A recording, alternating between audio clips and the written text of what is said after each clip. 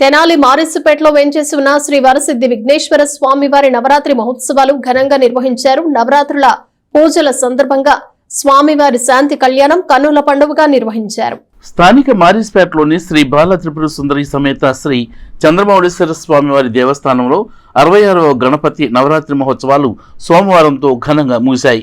ఈ నెల 7వ తేదీ నుండి 15వ తేదీ వరకు విఘ్నేశ్వరునికి విశేష పూజా కార్యక్రమాలు నిర్వహించారు. 9 రోజుల పాటు వివిధ అలంకారాల్లో విఘ్నేశ్వరుడికి భక్తులు దర్శనమిచ్చాడు. ఉత్సవాల్లో భాగంగా ఆదివారం రాత్రి శ్రీ వరసిద్ధి విఘ్నేశ్వర స్వామివారికి శాంతి కళ్యాణం నిర్వహించారు. పరిసర ప్రాంతాలకు చెందిన భక్తులు తరలివచ్చి కళ్యాణాన్ని తిలకించారు. సోమవారం గణనాథుడికి ఊరేగింపు నిర్వహించి నిమజ్జనం చేశారు.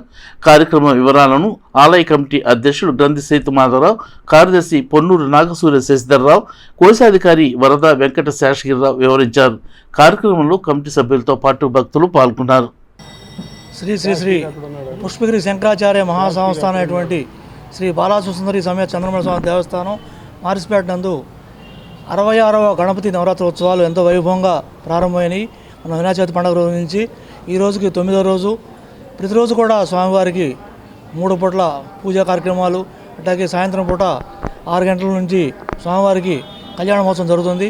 ఈరోజు మహాకళ్యాణం, పెద్ద కళ్యాణం ఈరోజు 9వ రోజు ఎంతో వైభవంగా జరుగుతుంది. మా కమిటీ ఆధ్వర్యంలో జరుగుతుంది. అట్లాగే రేపు ఉదయం 9 గంటలకి స్వామివారికి నిమజ్జన కార్యక్రమం ఊరేగింపు ఉంటుంది. భక్తులందరూ కూడా ఆ కార్యక్రమంలో పాల్గొని జయప్రదం చేయవలసిందిగా కోరుతున్నాం. మారిసుపేట బాలా త్రిపుర సుందరి సమేత చంద్రమౌళీశ్వర స్వామి దేవస్థానంలో 9 రోజుల కార్యక్రమాలు జరుగుతున్నాయి. ఈ సందర్భంగా ప్రతిరోజు భక్తులు విరిగా వచ్చి విఘ్నేశ్వరుని దర్శించి తీర్థప్రసాదాలు స్వీకరించి మరి కళ్యాణాలు అంటే కళ్యాణాలు, కథలు అంటే కథలు చూసుకుంటూ వెళ్తున్నారు. మరి అట్లాగే ఈ రోజున 9వ రోజు మహాకళ్యాణం. ఆ కళ్యాణ సందర్భంగా మా అబ్బాయి సాయి వెంకట సుబ్బారావు, లక్ష్మీ జ్యోతి కూడా కూర్చుని ఉన్నారు. వాళ్ళ పేర్లు నట్టం శ్రీనివాస్ మోహన్ గారు, చెక్కా బాలమోహన్ గారు కూడా ముగ్గురు దంపతులు కూర్చుని ఉన్నారు. వారందరికీ విఘ్నేశ్వరుడు ఎల్లవేళలా ఆశీర్వదించాలని కోరుకుంటూ